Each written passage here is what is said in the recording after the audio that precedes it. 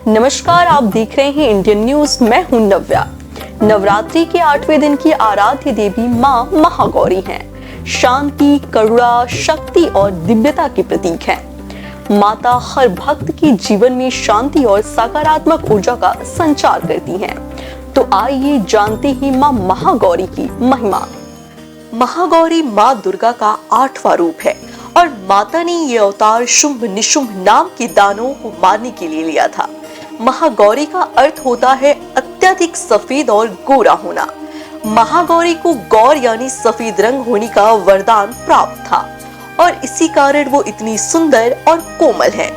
माता गौरी को अक्सर माता पार्वती भी कहा जाता है, क्योंकि माता पार्वती की तपस्या के कारण ही उन्हें महागौरी अवतार प्राप्त हुआ था। माता महागौरी की गोरे रंग के कारण ही उन्हें अक्सर शंख या चंद्र की सुंदरता से भी उपमित किया जाता है। माता पार्वती के रंग की जैसे उनके कपड़े, श्रृंगार, वाहन और शस्त्र भी सफेद और सुंदर है। उनका स्वभाव बहुत कोमल और सौम्य है। माता गौरी के नीचे वाले दाहिने हाथ में हमेशा एक त्रिशूल होता है, जबकि उनका ऊपर वाला दाहिना हाथ हमेशा अभय मुद्रा में होता है। उनके ऊपर वाला बायां हाथ हमेशा वर मुद्रा में होता है, जबकि उनके नीचे वाले बाएं हाथ में एक डमरू होता है। महागौरी को बहुत ही शांत और शील माना जाता है, जिस कारण उनका ध्यान करने से मनुष्य और जीव दोनों को शांति प्राप्त होती है। माता महागौरी का वाहन बैल है, जो उनके रंग की तरह श्वेत यानी सफेद है।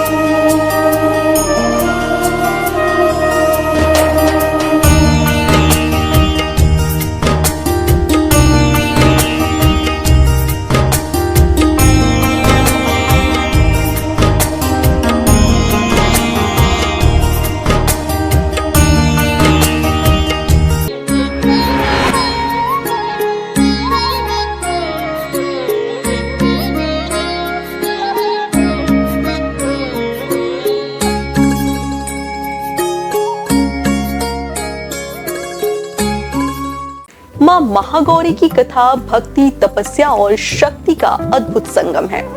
नवरात्रि के 8वें दिन मां महागौरी की आराधना करने से भक्तों को धन, सुख और समृद्धि का आशीर्वाद मिलता है।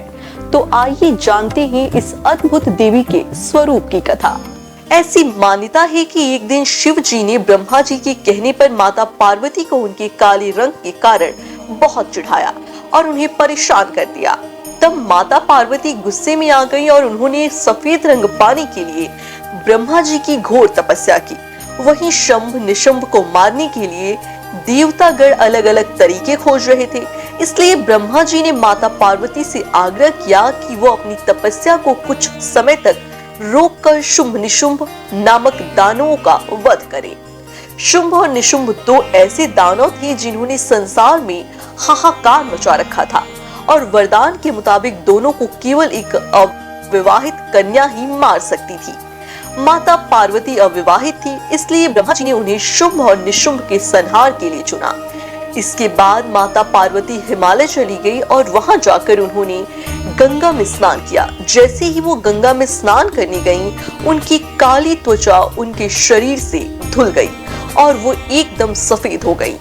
माता पार्वती सफेद वस्त्रों में गंगा से बाहर आईं, जिसमें वो बहुत ही सुंदर दिख रही थी। इसी के बाद से उन्हें महागौरी की उपाधि प्राप्त हुई। इसके बाद माता ने काली से कालिका, चंद्र घंटा और चामुंडा अवतार लेकर बड़े बड़े दानवों का संहार किया। फिर माता महागौरी वापस अपनी काली रूप में आई और उन्होंने शुंभ और निशुंभ का वध किया। शुंभ और निशुंभ के संहार के बाद माता काली वापस महागौरी के रूप में प्रकट हुई और तभी से उनका नाम महागौरी पड़ा। शुंभ और निशुंभ को मारने के बाद ही माता पार्वती को शिव पुराण में महासरस्वती और अंबिका की उपाधि भी मिली।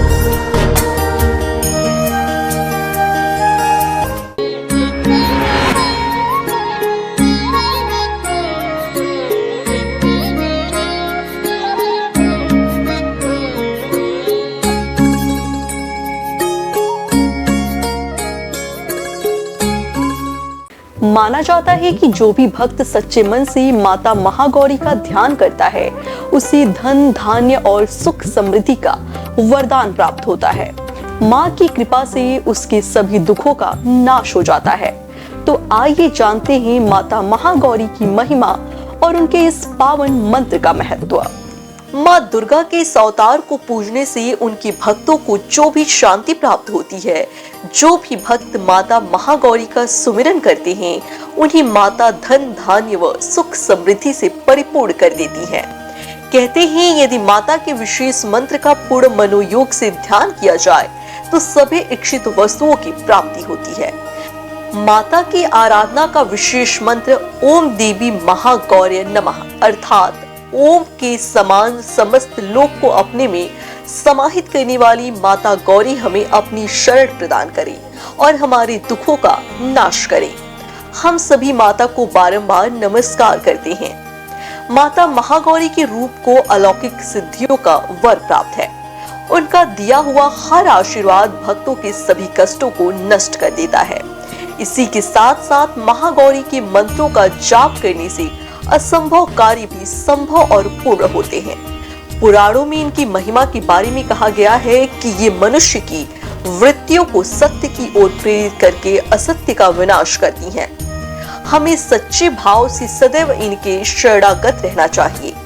महागौरी के अवतार से हमें ये सीखने को मिलता है कि एक स्त्री कोमल और दयालु होने के साथ साथ अपने शत्रुओं से लड़ने व उन्हें पराजित करने की भी क्षमता रखती है। इसलिए हर व्यक्ति को हर स्त्री का सम्मान करना चाहिए और उन्हें कभी भी कम नहीं आंकना चाहिए।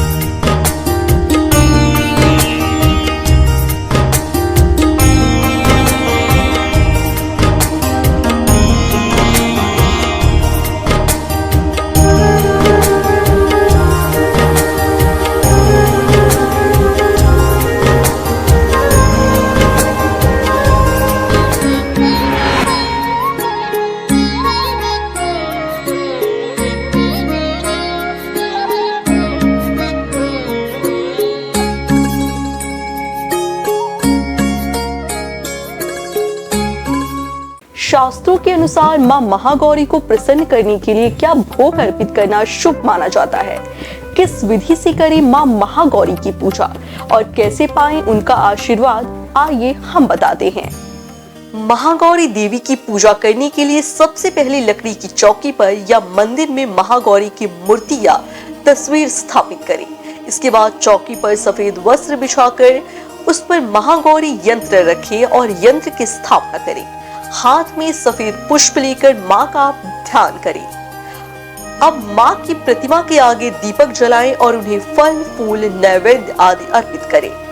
इसके बाद देवी माँ की आरती उतारें। ऐसी मान्यता है कि देवी महागौरी को नारियल और चीनी से बनी चीजें बेहद प्रिय है। ऐसे में माता के इस स्वरूप को आप नारियल की बर्फी या लड्डू बनाकर माँ को अर्पित कर सकते हैं। माँ महागौरी को प्रसन्न करने के लिए नारियल से बनी मिठाइयों का भोग लगाया जाता है। इसके अलावा माता को हलवे और काले चने का भी भोग लगाना चाहिए। अगर आप इसका भोग नहीं लगा सकते हो तो खीर पूरी या हलवा पूरी का भोग तैयार कर सकते हैं।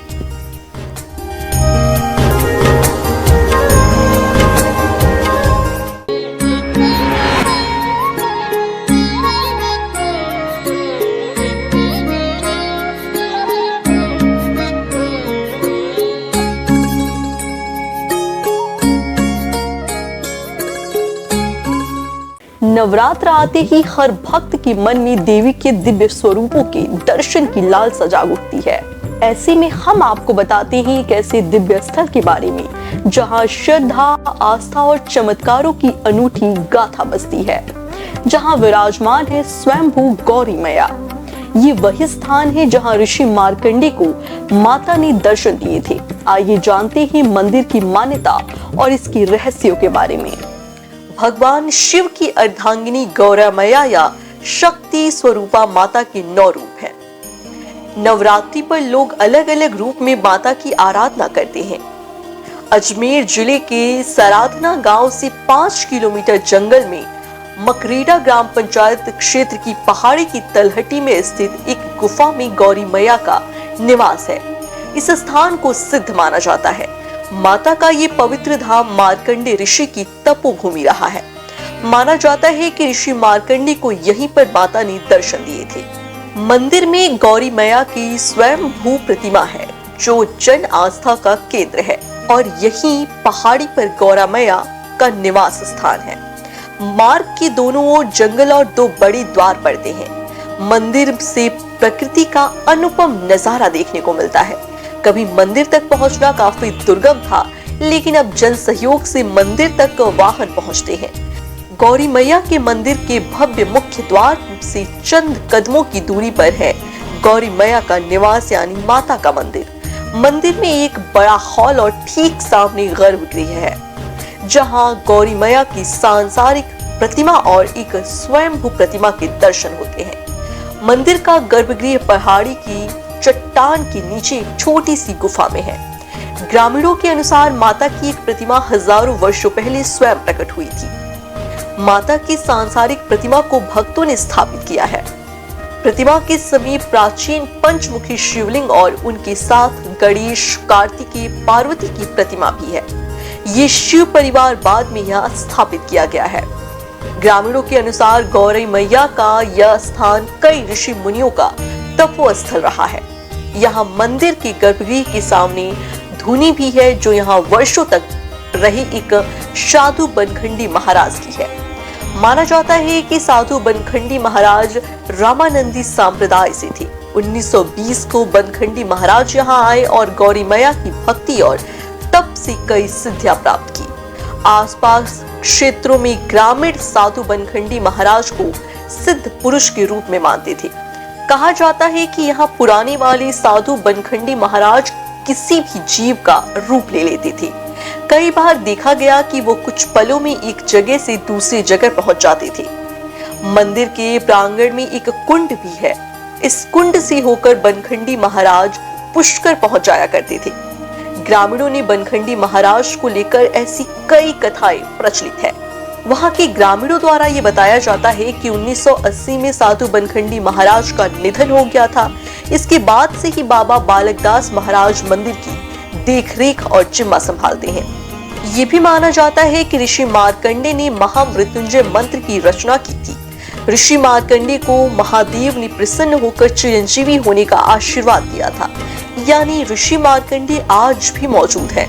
महामृत्युंजय के जाप से ही ऋषि मार्कंडे ने महादेव को प्रसन्न किया था। तब उनकी उम्र केवल 16 वर्ष थी। उन्होंने मार्कंडे पुराण भी लिखा था, जिसका एक भाग दुर्गा सप्तशती है। नवरात्रों में माता के भक्तों की आराधना दुर्गा सप्तशती पाठ करके ही करते हैं। ऋषि मार्कंडे ने कई स्थानों पर अपनी तपोभूमि बनाई थी। इन्हीं स्थानों में से एक ये भी सिद्ध स्थान है जो अजमेर में स्थित है। मंदिर के सेवादार द्वारा कहा जाता है कि गौरी मैया का स्थान ऋषि मार्कंडे की तपोभूमि है। सदियों पहले मार्कंडे ऋषि यहाँ पर रहकर माता की आराधना किया करते थे। ऋषि मार्कंडे की भी एक प्राचीन धुनी आज भी वहां है। माना जाता है कि माता ने ऋषि मार्कंडे को उसी स्थान पर दर्शन दिया था। गुफा में ही गौरी मैया का ये सिद्ध स्थान है। वहां के मंदिर के चमत्कारों के बारे में भी बताया जाता है। गौरी मैया के मंदिर क्षेत्र में कौवे कभी नजर नहीं आते। इसके अलावा ओलावृष्टि होने पर मंदिर क्षेत्र में कभी ओले नहीं गिरते। माता के मंदिर के समीप कुंड के जल में कभी काई नहीं जमती। वहां के लोग बताते हैं कि मंदिर में मौजूद कुंड की गहराई बहुत ज्यादा नहीं है। पहाड़ों से पानी कुंड में रिस कर आता है। ये जल इतना स्वच्छ है कि कुंड के पेने में डाले सिक्के तक नजर आते हैं। जिन लोगों के काम माता की कृपा से बन जाते हैं वो यहाँ प्रसाद किया करते हैं। हजारों लोगों की प्रसादी में कुंड का जल ही उपयोग में लिया जाता है, लेकिन ये जल कभी खत्म नहीं होता।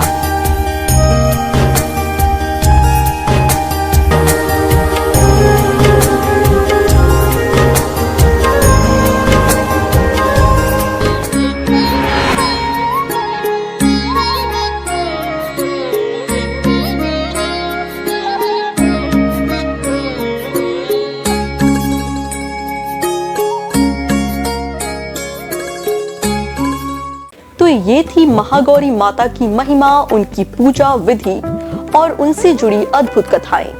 नवरात्रि का 8वां दिन शक्ति, करुणा और शांति का प्रतीक है और मां महागौरी की उपासना से जीवन, सुख, समृद्धि और शांति का संचार होता है। अगर आप भी मां महागौरी की कृपा प्राप्त करना चाहते हैं तो सच्चे मन से उनकी आराधना करें और उनके आशीर्वाद से अपना जीवन मंगलमय बनाएं। इसी के साथ हमें दीजिए इजाजत। आप देखते रहिए इंडियन न्यूज।